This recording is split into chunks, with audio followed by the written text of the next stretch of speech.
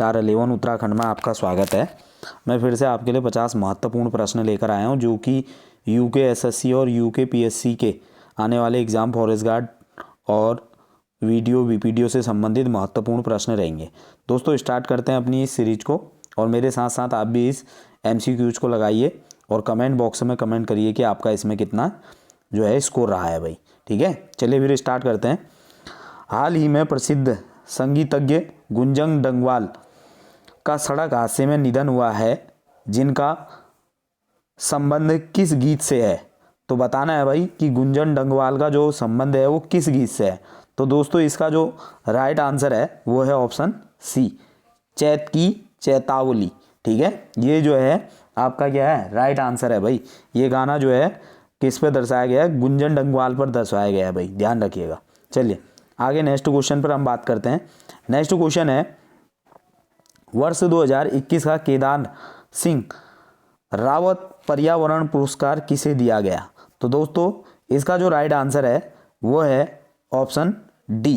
ठीक है, option D क्या है इसका बिल्कुल राइट आंसर है, नरेंद्र सिंह नेगी को जो है 2021 का केदार सिंह रावत पुरस्कार से जो है इनको सम्मानित किया गया था। चलिए आगे बात करते हैं। नेक्स्ट क्वेश्चन है, वर्ष 2021 का बाल साहित्य अकादमी पुरस्कार से किसे सम्मानित किया गया।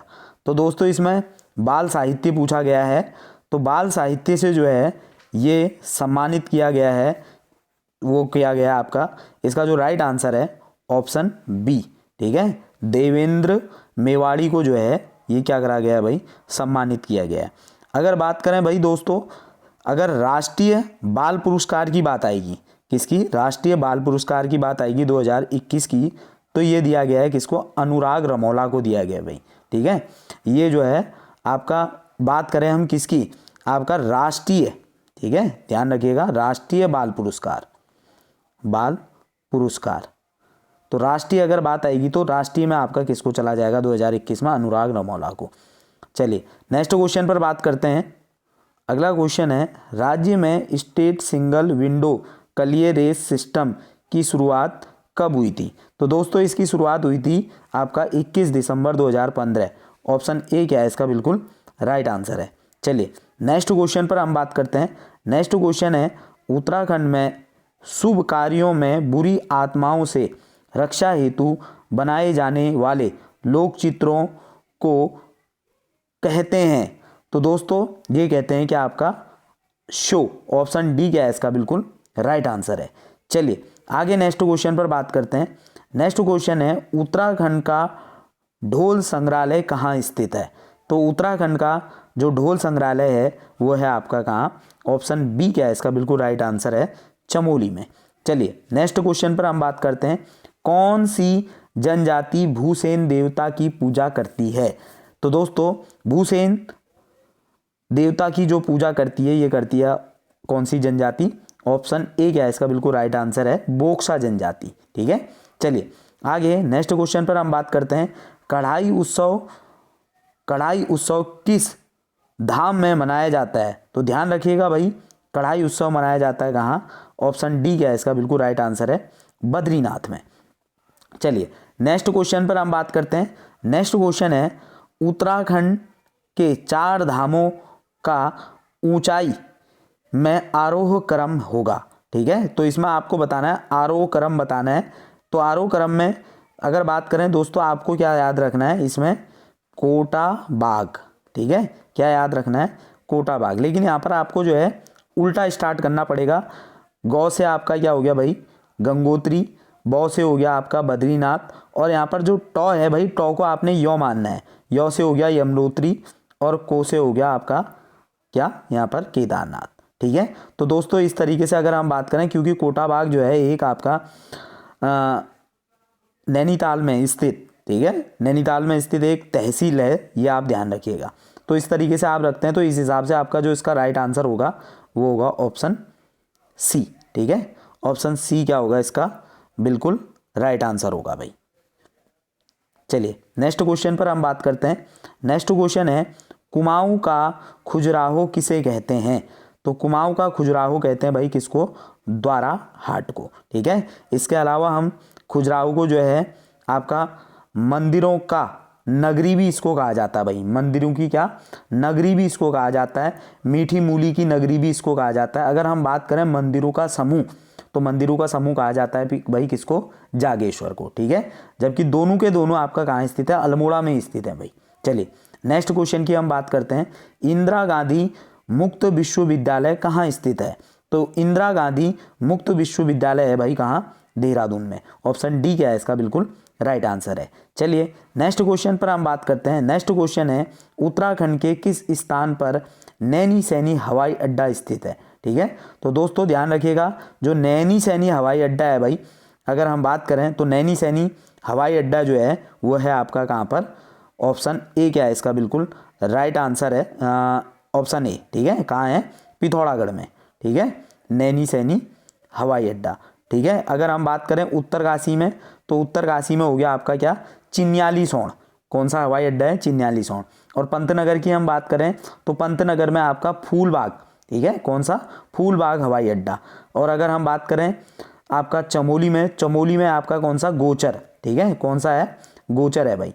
और देहरादून में अगर बात करें भाई, तो देहरादून में जो हवाई अड्डा है जौलीग्रांट। ठीक है, ध्यान रखना, देहरादून का कौन सा हवाई अड्डा है भाई, जौलीग्रांट। चलिए आगे नेक्स्ट क्वेश्चन पर हम बात करते हैं। नेक्स्ट क्वेश्चन है राज्य की प्रमुख सड़क देहरादून सहारनपुर मार्ग का निर्माण कब हुआ? ठीक है, जो राज्य की प्रमुख सड़क देहरादून सहारनपुर मार्ग का निर्माण कब हुआ? तो दोस्तों ये जो निर्माण हुआ था, ये हुआ था कब, 1822 में। ठीक है, ये 1822 में हुआ था। तो इसी समय जो है इसका क्या हुआ, निर्माण हुआ भाई।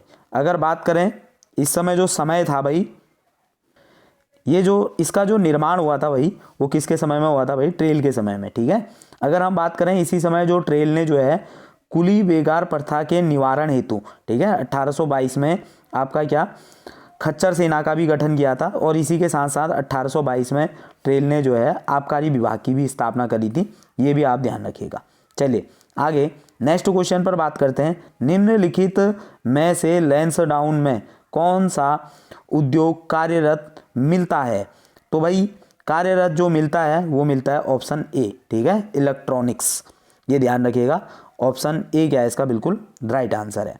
चलिए नेक्स्ट क्वेश्चन पर हम बात करते हैं। राज्य में दाकुनी नृत्य कहाँ किया जाता है? तो दोस्तों दाकुनी नृत्य किया जाता है कहाँ, चमोली में। ऑप्शन सी क्या है इसका बिल्कुल राइट आंसर है। चलिए आगे नेक्स्ट क्वेश्चन की बात करते हैं। गढ़वाल रेजिमेंट को किस वर्ष इंदिरा गांधी पर्यावरण पुरस्कार दिया गया था?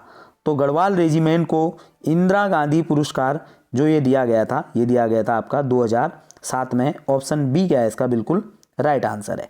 चलिए अगले क्वेश्चन की बात करते हैं। अगला क्वेश्चन है कलाविदों का शिरोमणि दाता किस शासक को कहा जाता है?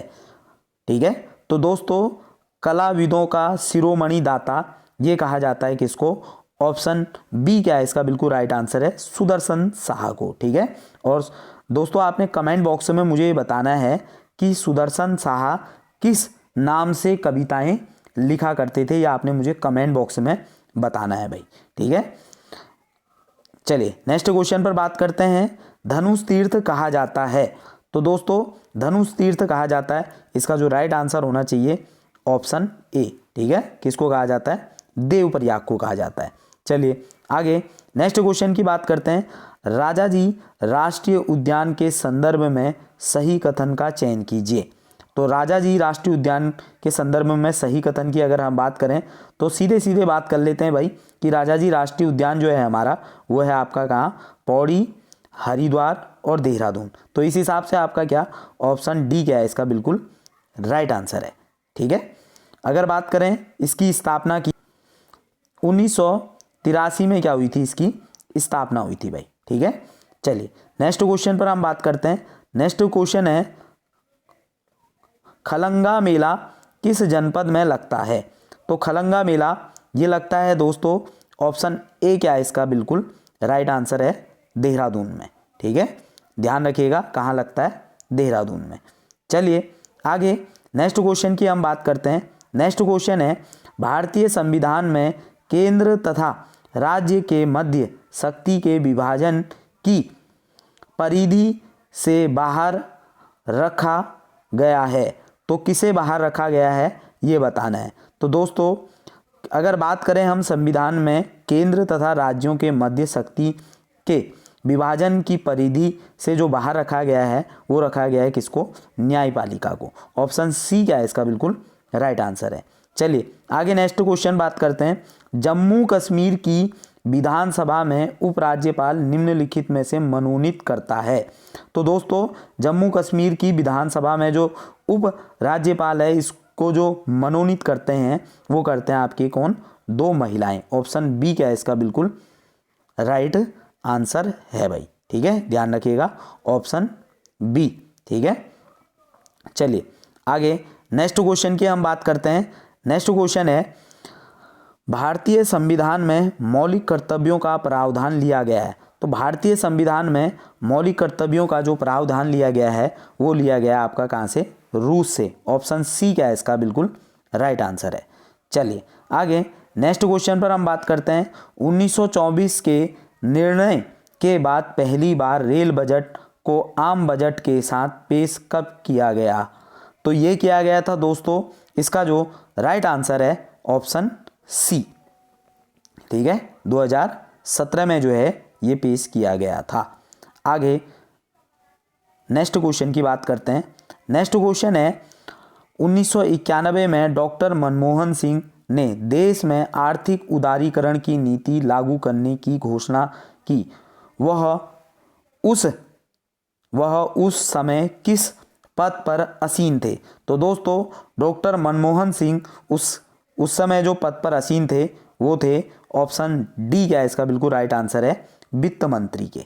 चलिए नेक्स्ट क्वेश्चन पर बात करते हैं। नेक्स्ट क्वेश्चन है, विश्व में प्रथम 1954 में किस देश ने जीएसटी लागू की थी। तो दोस्तों सर्वप्रथम जो जीएसटी लागू की थी वो की थी किसने, फ्रांस ने। ऑप्शन बी क्या है इसका बिल्कुल राइट आंसर है। चलिए आगे नेक्स्ट क्वेश्चन पर बात करते हैं। अगला क्वेश्चन है, महालनोबिस समिति का संबंध किससे है। तो दोस्तों महालनोबिस समिति का संबंध है किससे, ऑप्शन बी क्या है इसका बिल्कुल राइट आंसर है, राष्ट्रीय आय से। आगे नेक्स्ट क्वेश्चन की हम बात करते हैं। भारत में पहला जल विद्युत शक्ति गृह सन 1997 में कहाँ प्रारंभ किया गया। तो दोस्तों ये प्रारंभ किया गया था कहाँ, ऑप्शन बी क्या है इसका बिल्कुल राइट आंसर है, दार्जिलिंग में। नेक्स्ट क्वेश्चन पर हम बात करते हैं, कृषि को उद्योग का दर्जा 1997 देने वाला प्रथम राज्य कौन था। तो कृषि को उद्योग का दर्जा देने वाला जो पहला राज्य था दोस्तों, इसका जो राइट आंसर है ऑप्शन डी यानी कि कौन, महाराष्ट्र। आगे नेक्स्ट क्वेश्चन पर हम बात करते हैं। नेक्स्ट क्वेश्चन है, किस अधिनियम के तहत भारत में संघीय न्यायालय की स्थापना की गई थी। तो दोस्तों ये की गई थी आपका 1935 का भारत शासन अधिनियम। ऑप्शन सी क्या है इसका बिल्कुल राइट आंसर है। चलिए आगे बात करते हैं, स्वर्ण पैगोडा का देश कहा जाता है। तो स्वर्ण पैगोडा का देश कहा जाता है आपका म्यांमार को। ऑप्शन ए क्या है इसका बिल्कुल राइट आंसर है। दोस्तों आगे नेक्स्ट क्वेश्चन है, स्वराज नहर का निर्माण कब हुआ था। तो स्वराज नहर का निर्माण हुआ था 1869 में, ठीक है, यानी कि 1869 में। ऑप्शन डी क्या है इसका बिल्कुल राइट आंसर है। नेक्स्ट क्वेश्चन पर हम बात करते हैं, फैजेंडा क्या है। तो दोस्तों फैजेंडा की अगर हम बात करें तो फैजेंडा जो है आपका रबड़ का एक पेड़ भी होता है, और इसी के साथ अगर हम बात करें कहुआ के बागान। ऑप्शन डी क्या है इसका बिल्कुल राइट आंसर है। चलिए नेक्स्ट क्वेश्चन पर हम बात करते हैं, निम्नलिखित में से सर्वाधिक नगरीय जनसंख्या प्रतिशत वाला राज्य है। तो दोस्तों सर्वाधिक जो नगरीय जनसंख्या प्रतिशत वाला राज्य है इसका जो राइट आंसर है वह है ऑप्शन ए, कौन सा है, गोवा। आगे चलिए नेक्स्ट क्वेश्चन पर हम बात करते हैं, 2011 की जनगणना के अनुसार न्यूनतम साक्षरता वाला राज्य है। तो 2011 की जनगणना के अनुसार न्यूनतम साक्षरता वाला इसमें जो राज्य है ऑप्शन के अकॉर्डिंग वो है आपका क्या, अरुणाचल प्रदेश, ठीक है। तो दोस्तों ध्यान रखिएगा कौन है, अरुणाचल प्रदेश। ऑप्शन ए क्या है, बिल्कुल राइट आंसर है। नेक्स्ट क्वेश्चन पर हम बात करते हैं, किस गवर्नर जनरल ने अहस्तक्षेप की नीति अपनाई थी? तो दोस्तों ये अपनाई थी किसने? ऑप्शन सी क्या है इसका बिल्कुल राइट आंसर है, सर जॉन शोर ने। ठीक है। और दोस्तों अगर हम बात करें राज्य हड़प नीति, तो राज्य हड़प नीति अपनाई थी किसने? आपका लॉर्ड डलहौजी ने। चलिए नेक्स्ट क्वेश्चन पर हम बात करते हैं। नेक्स्ट क्वेश्चन है, बंगाल का पहला नवाब कौन था? तो बंगाल का पहला नवाब था भाई मुर्शिद कुली खां। ऑप्शन ए क्या है इसका बिल्कुल राइट आंसर है। चलिए नेक्स्ट क्वेश्चन पर बात करते हैं, अंग्रेजों और मराठाओं के बीच पुरंदर की संधि कब हुई थी? तो दोस्तों अंग्रेजों और मराठाओं के बीच पुरंदर की संधि हुई थी 1776 में। ऑप्शन बी क्या है इसका बिल्कुल राइट आंसर है। चलिए नेक्स्ट क्वेश्चन पर बात करते हैं। नेक्स्ट क्वेश्चन है, मुगल वंश का संस्थापक किसे माना जाता है? तो ये माना जाता है किसको?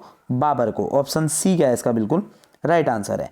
चलिए नेक्स्ट क्वेश्चन पर हम बात करते हैं। नेक्स्ट क्वेश्चन है, निम्नलिखित में से किस वेद में कन्याओं के जन्म की निंदा की गई है? तो दोस्तों जो कन्याओं के जन्म की जो निंदा की गई है वो की गई है आपका ऑप्शन बी क्या है इसका बिल्कुल राइट आंसर है, अथर्व वेद में। नेक्स्ट क्वेश्चन पर हम बात करते हैं, रानी नागफनी की कहानी नामक उपन्यास के लेखक कौन है? तो दोस्तों ये है हमारे ऑप्शन ए क्या है इसका बिल्कुल राइट आंसर है, हरिशंकर परसाई। ठीक है। इसके अलावा इन्होंने प्रेमचंद के फटे जूते ये भी जो है आपका किसने लिखी है? हरिशंकर परसाई ने। ठीक है। और बात करें इनको जो साहित्य अकादमी पुरस्कार दिया गया है वो दिया गया है इनकी रचना विकलांग में श्रद्धा के दौर के लिए इनको साहित्य अकादमी पुरस्कार से नवाजा गया है। चलिए दोस्तों नेक्स्ट क्वेश्चन की बात करते हैं। नेक्स्ट क्वेश्चन है, प्रेमचंद द्वारा रचित नमक का दरोगा कहानी का मुख्य पात्र कौन है? तो दोस्तों मुख्य पात्र जो है इसमें आपका बंसीधर। अगर बात करें कि इसमें जो राइट आंसर होना चाहिए ऑप्शन ए बंसीधर भी हैं और इसके साथ आपका पंडित ऑल पीदीन भी हैं, जो ऑप्शन यानी कि डी क्या होगा इसका बिल्कुल राइट आंसर होगा, ए और बी, ए और सी दोनों। चलिए आगे नेक्स्ट क्वेश्चन की बात करते हैं जो कि हिंदी से संबंधित क्वेश्चन है, पंडित जी देश की स्वतंत्रता के समय प्रधानमंत्री थे, रेखांकित शब्द है। तो दोस्तों पंडित जी जो हैं देश की स्वतंत्रता के समय प्रधानमंत्री थे, तो ये भाई दर्शा रहा है किसको? आपका इसका जो राइट आंसर होना चाहिए ऑप्शन ए। ठीक है। किसको दर्शा रहा है? व्यक्तिवाचक संज्ञा को दर्शा रहा है। चलिए आगे नेक्स्ट क्वेश्चन की बात करते हैं, वह किसी की पुस्तक है, वह किसी की पुस्तक है में सर्वनाम कौन सा भेद है? तो इसमें बताना है भाई वह किसी की पुस्तक है, तो ये सीधे सीधे भाई यहाँ पर पता चल रहा है अनिश्चयवाचक सर्वनाम। ऑप्शन सी क्या है इसका बिल्कुल राइट आंसर है।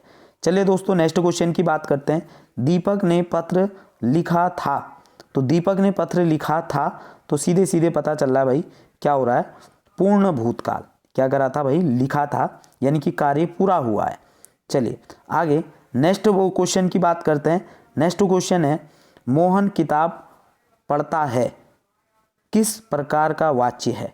तो मोहन किताब पढ़ता है भाई, तो इसका सीधे पता चल रहा है कर्तवाच्य। ऑप्शन ए क्या है इसका बिल्कुल राइट आंसर है। नेक्स्ट क्वेश्चन पर बात करते हैं, शुद्ध वर्तनी का चयन कीजिए। तो दोस्तों आवाज, ठीक है, इस ये बिल्कुल गलत है। ऑप्शन ए क्या है इसका बिल्कुल गलत है। महीना भी गलत है भाई। ऑप्शन सी क्या है इसका बिल्कुल राइट आंसर है, लीजिए। ठीक है। चलिए नेक्स्ट क्वेश्चन पर बात करते हैं। नेक्स्ट क्वेश्चन है, निम्नलिखित में से योग रूढ़ शब्द है। तो दोस्तों इसमें जो योग रूढ़ शब्द घुड़सवार की बात करें तो ये बिल्कुल गलत है, पीला भी गलत है, पाठशाला भी गलत है, यानी कि क्या इनमें से कोई नहीं। ठीक है। ऑप्शन डी क्या है इसका बिल्कुल राइट आंसर है। ठीक है। जबकि अगर बात करें कि घुड़सवार और पाठशाला तो ये आपके एक प्रकार से यौगिक शब्द हैं। कैसे हैं? यौगिक शब्द।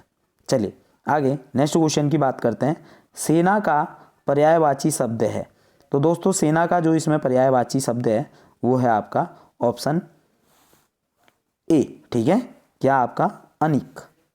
चलिए नेक्स्ट क्वेश्चन पर बात करते हैं जो कि आज का अंतिम क्वेश्चन है।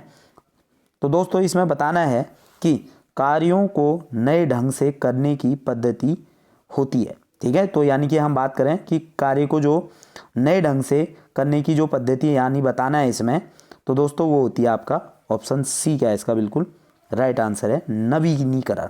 ठीक है, तो दोस्तों आप कमेंट बॉक्स में मुझे कमेंट करिए कि आपका इसमें कितना इसको राय है, और इसे अधिक से अधिक शेयर करें और अधिक से अधिक लाइक करें। अगर कोई प्रश्न में कोई त्रुटि है तो उसके लिए भी आप मुझे कमेंट कर सकते हैं। धन्यवाद।